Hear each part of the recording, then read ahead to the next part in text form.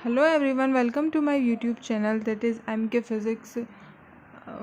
If you are liking my content then please like, share and subscribe my channel. I know कि कुछ videos में मेरी voice की problem हो रही थी, but now it is solved and you will be able to hear me properly. Last video में मैंने जो इंपॉर्टेंट टर्म्स होती है कॉन्केव मिरर में, मतलब जो पॉइंट्स इंपॉर्टेंट पॉइंट्स होते हैं वो मैंने डिस्कस कर लिए थे. जो एक पॉइंट रह गया था वो था फोकल लेंथ. तो फोकल लेंथ क्या होती है ये भी हम देख लेते हैं. जैसा कि हम फोकस तक पढ़ चुके हैं.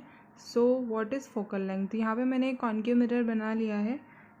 Concave this the concave mirror is curved inward. जो इनवर्ड सरफेस होती है वो रिफ्लेक्टिंग सरफेस होती है कॉन्केव मिरर में. So this is our concave mirror and जो पॉलिश सरफेस होती है उसे हम इस तरह की लाइन्स से शो करते हैं. This is our concave mirror and the point I have mention is pole. जो फर्स्ट पॉइंट हमें मेंशन किया है वो पोल. और जो अलग अलग इम्पोर्टेंट्स देखे थे, इम्पोर्टेंट्स टर्म्स जो हमने देखे थे, उसमें ये जो पोर्शन हम मिरर का लेते हैं इसे हम कहते हैं aperture. This is our aperture. जितना पोर्शन हम जो रिफ्लेक्टिंग सरफेस का लेते हैं उसे हम बोलते हैं एपरेचर. और जो एक और टर्म थी वो थी principal axis. The line passing through the pole is our principal axis. So let's we draw it. Principal axis होती है जो लाइन हम पोल से पास करते हैं. This is our principal axis. And जो दो पॉइंट्स हमने प्रिंसिपल एक्सिस पे डिफाइन किए थे वो था, फर्स्ट था centre of curvature and the second था फोकस. तो सेंटर ऑफ कर्वेचर भी हम ड्रॉ कर लेते हैं. सेंटर ऑफ कर्वेचर को हम डिनोट करते हैं सी से और फोकस को हम डिनोट करेंगे एफ से. फोकस को हम डिनोट करेंगे एफ से. एंड जो हमने यहाँ पे लिखा है फोकल लेंथ. फोकल लेंथ क्या होती है? This is distance between focus and pole. तो एफ और पी जो दो पॉइंट्स हमने इसमें डिफाइन किए हैं उनके बीच की डिस्टेंस को हम कहते हैं फोकल लेंथ. फोकल लेंथ को हम स्मॉल एफ से डिनोट करते हैं. फोकल लेंथ को हम स्मॉल एफ से डिनोट करते हैं which is the distance between F and P. This is very important. That's why I am concentrating on this. So F और P दो पॉइंट्स जो हमने डिफाइन किए हैं उनके बीच की डिस्टेंस होती है फोकल लेंथ. और एक और पॉइंट हो C. तो F और C में जो रिलेशन होता है वो हम डिफाइन करेंगे. So the relation between focal length and radius of curvature. तो C से P की डिस्टेंस होती है R, that is our radius of curvature, और F. तो इन दोनों के बीच में जो रिलेशन है वो हम देख लेते हैं. First we draw a concave mirror. Concave mirror में हम यही सारे पॉइंट्स वापस से शो डिफाइन करेंगे. This is our polish surface of concave mirror. Concave mirror क्या होता है? कर्व्ड सरफेस होता है, जो कि रिफ्लेक्टिंग सरफेस कौन सा होता है? इनवर्ड जो सरफेस होता है वो उसमें रिफ्लेक्टिंग सरफेस होता है. And this is our principal axis. This is our principal axis. And C और F के बीच में हमें रिलेशन चाहिए तो हम C और F को भी डिफाइन कर लेते हैं प्रिंसिपल एक्सिस पे. C और F.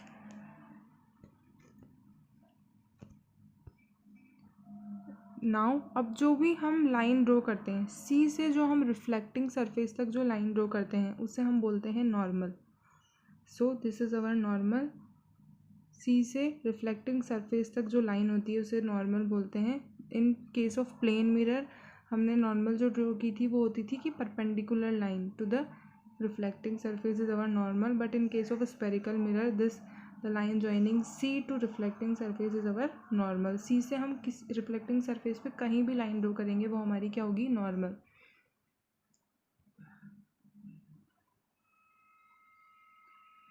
सो अब हमने पढ़ा था कि line parallel to the principal axis will pass through focus only. तो अब हम एक और लाइन ड्रॉ करते हैं कि जो प्रिंसिपल एक्सिस से पैरेलल होगी. ये रे प्रिंसिपल एक्सिस से पैरेलल आ रही है तो फिर कहाँ से पास होगी? फोकस से. The ray parallel to the principal axis will pass through focus only.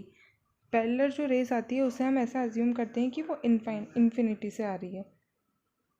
सो अब जो हमने ये रे ड्रॉ की है ये क्या है? हमारी इंसिडेंट रे.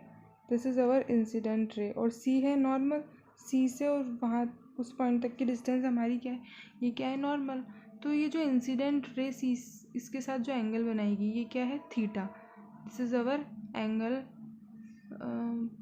ये वाला जो एंगल बनेगा वो क्या है, हमारा angle of incidence.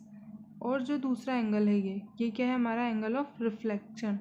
Angle of incidence is equals to angle of reflection according to our laws of reflection. So ये दोनों एंगल क्या होंगे, थीटा। मतलब जिस एंगल पे आएगी उसी एंगल पे वापस भी जाएगी। ये स्फेरिकल सरफेस के लिए भी ये लॉ वैलिड होता है। सो this is our theta and this angle is also theta. So this जो हम यहाँ पे ये शो हो रहा है ये क्या है, हमारा अल्टरनेट इंटीरियर एंगल। ये अल्टरनेट इंटीरियर एंगल है। Alternate interior angles are equal. तो जो ये एंगल है ये क्या होगा, हमारा 2 थीटा। बिकॉज ये दोनों एंगल को मिलाकर भी कितना हो रहा है, 2 थीटा। तो ये जो एंगल है ये भी हमारा होगा 2 थीटा। और जो ये वाला जो एंगल है ये भी अल्टरनेट इंटीरियर एंगल बना रहा है, तो ये भी इक्वल होंगे। ये क्या होगा हमारा, only theta. This will be theta only. अब हम एक लाइन ड्रॉ करेंगे जो कि पी से ज्वाइन करेगी। पॉइंट ऑफ इंसिडेंस और पी के बीच में हमने लाइन ड्रॉ की है जिसको हमने नाम दे दिया है एम। तो अब हम ये सबसे इम्पोर्टेंट जान लेते हैं कि हम स्मॉल एपरेचर लेते हैं ताकि ये जो आर्क है ये हमें कैसी शो हो, straight line. So in triangle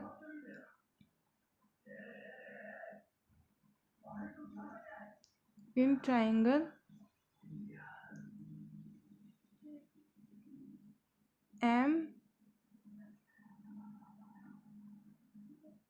C and P, in triangle M C and P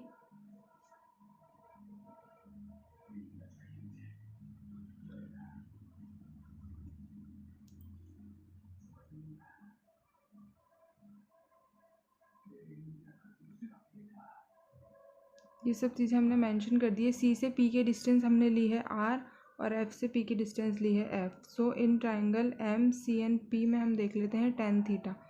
tan theta क्या होता है, परपेंडिकुलर अपॉन बेस। तो परपेंडिकुलर अपॉन बेस होता है तो M P upon in triangle M C P. Tan theta को क्या हम वो लेंगे, परपेंडिकुलर अपॉन बेस। तो परपेंडिकुलर क्या है यहाँ पे, एम पी, और बेस क्या है हमारा, सी पी। सी पी कितना है, आर। और जो हम ट्रायंगल एम एफ पी लेंगे उसमें टेन टू थीटा हमारा होगा क्योंकि एंगल क्या है, 2 थीटा। तो टेन 2 थीटा कितना इक्वल होगा, M P upon F P. जो इम्पोर्टेंट बात थी इसमें वो है कि हम स्मॉल एपरेचर क्यों लेते हैं। हम स्मॉल एपरेचर इसलिए लेते हैं ताकि जो आर्क हो, ये जो हमें आर्क है हमारी, वो किस तरह बिहेव करे, स्ट्रेट लाइन की तरह। अगर वो स्ट्रेट लाइन की तरह बिहेव करेगी तभी तो एक ट्रायंगल फॉर्म होगा ना। इसीलिए हम टेन थीटा को अप्रोक्सीमेटली इक्वल्स टू लेते हैं थीटा, मतलब बहुत छोटा, ताकि वो हमारी आर्क स्ट्रेट लाइन की तरह बिहेव करे और हम ट्रायंगल पाइथागोरस थ्योरम लगा सकें। ठीक है, अब हम इस टेन थीटा को ऑलमोस्ट इक्वल्स टू थीटा लेंगे, तो क्या हो जाएगा, ये दोनों इक्वेशंस कैसी बन जाएंगी, theta will be equals to M P upon C P and 2 theta will be equals to mp upon fp. This is our first equation and this is second equation. So अब हम जब दोनों को divide करेंगे तो 2 theta upon theta M P upon F P upon M P upon C P. So जिससे क्या आएगा, 2 will be equals to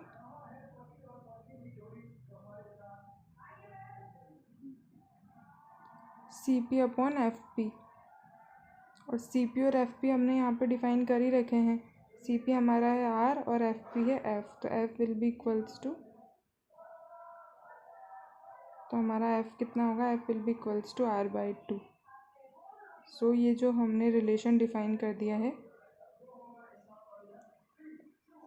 focal length will be half of the radius of curvature. Focal length क्या होगी?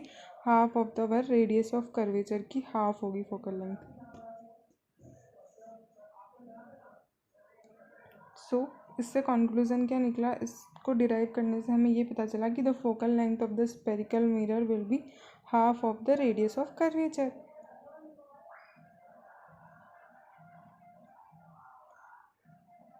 ये आपके 12th का topic है।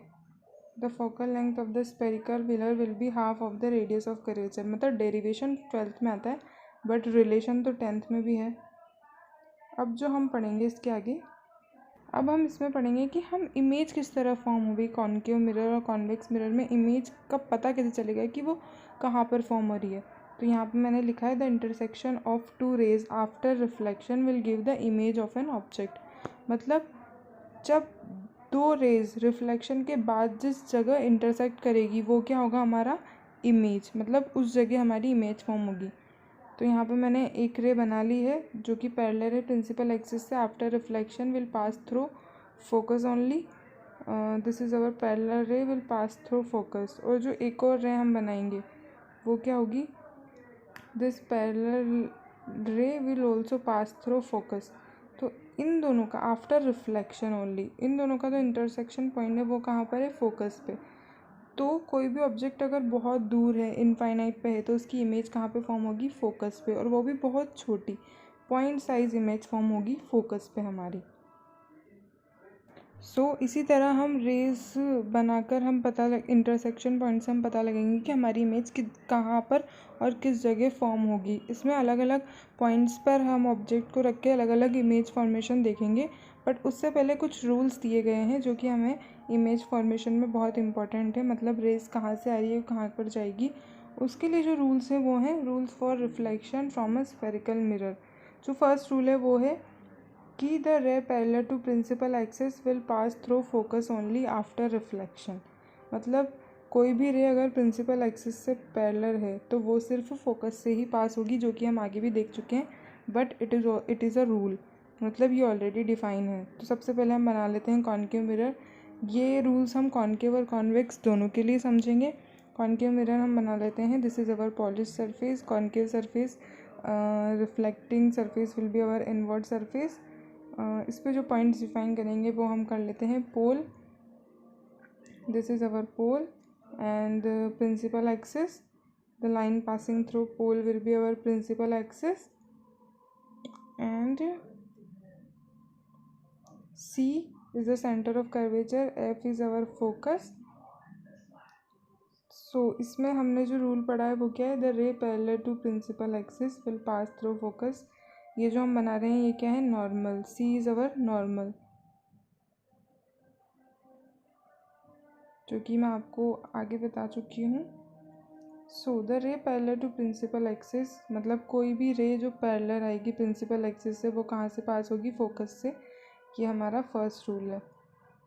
For reflection from a spherical mirror के लिए जो फर्स्ट रूल है वो यही है कि कोई भी रे अगर पैरेलल या इन्फिनिटी से आ रही है तो वो फोकस से ही पास होगी।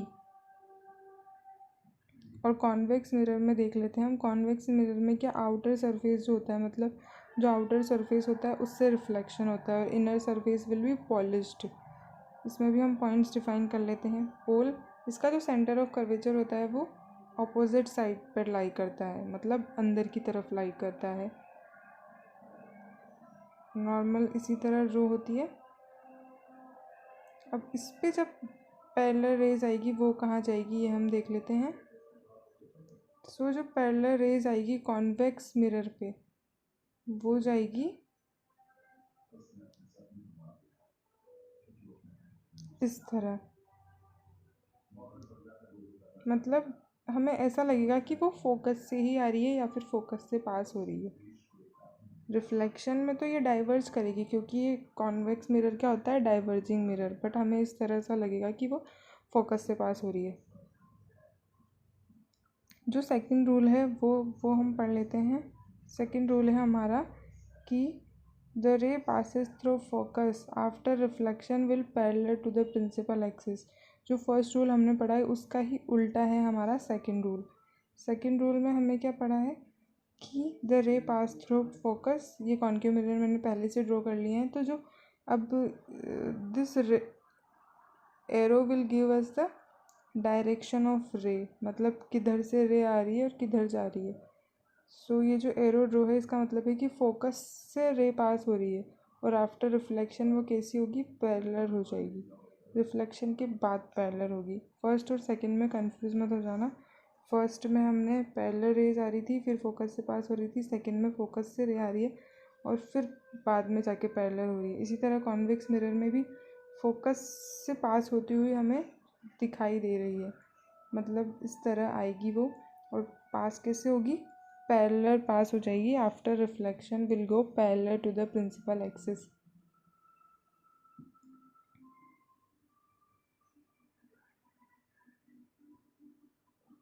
सो जो हमारा थर्ड रूल है वो क्या है, थर्ड रूल देख लेते हैं हम। Our third rule is the ray passes through the centre of curvature will be reflected back. मतलब जो रे सेंटर ऑफ कर्वेचर से पास होगी वो रिफ्लेक्टेड बैक हो जाएगी उसी डायरेक्शन में। सी से जो भी हम पास करते हैं वो क्या होती है, हमारी नॉर्मल। सी से हमने जो ये रे बनाई है ये क्या है, हमारी नॉर्मल। अब कोई भी रे अगर नॉर्मल के अक्रॉस आएगी तो वो उसी डायरेक्शन में वापस रिफ्लेक्टेड बैक हो जाएगी, मतलब वो इधर उधर कहीं नहीं जाएगी। This is our incident ray और this is our reflected ray, मतलब उसी डायरेक्शन में वो रे वापस पास हो जाएगी। एरो उसी डायरेक्शन में।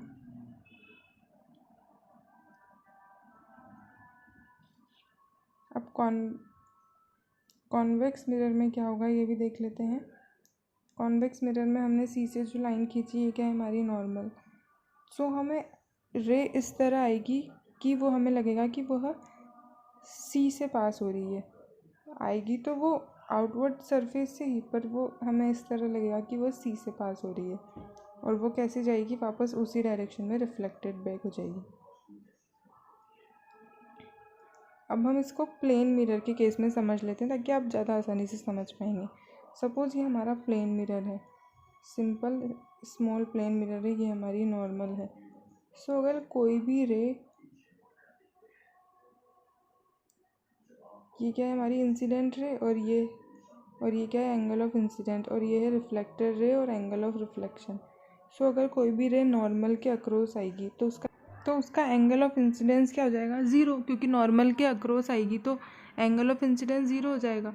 तो ज़ीरो ही एंगल पे वो पास होगी, मतलब नॉर्मल के अक्रॉस आएगी और नॉर्मल के अक्रॉस ही रिफ्लेक्टेड बैक हो जाएगी। ऐसा ही हमारा स्फेरिकल मिरर में भी हो जाता है कि सी क्या है, हमारी नॉर्मल, इसके अक्रॉस आई और इसी के अक्रॉस वो सीधी रिफ्लेक्टेड बैक हो गई। अंदर नहीं जाएगी, वो डायरेक्ट पास नहीं होगी, बल्कि रिफ्लेक्टेड बैक हो जाएगी उसी डायरेक्शन में, डायरेक्शन चेंज नहीं करेगी। जो फोर्थ रूल है वो है कि the ray passes through pole will be undeviated. मतलब कोई भी रे अगर पोल से पास होगी तो वो अनडेविएट पास होगी, मतलब पोल से अगर पास हो रही है तो। अब इसमें ये हम एंगल ऑफ इंसिडेंट और रिफ्लेक्शन नहीं कह सकते क्योंकि एंगल ऑफ इंसिडेंस और रिफ्लेक्शन कहाँ से मेज़र होता है, नॉर्मल के अक्रॉस ही मेज़र होता है। ये हमारी सी नॉर्मल है, इसके अक्रॉस हम एंगल ऑफ इंसिडेंट और रिफ्लेक्शन मेज़र कर सकते हैं। बट ये हमारा एंगल ऑफ इंसिडेंस हो गया और ये हमारा क्या हो गया, angle of reflection in case of spherical mirror.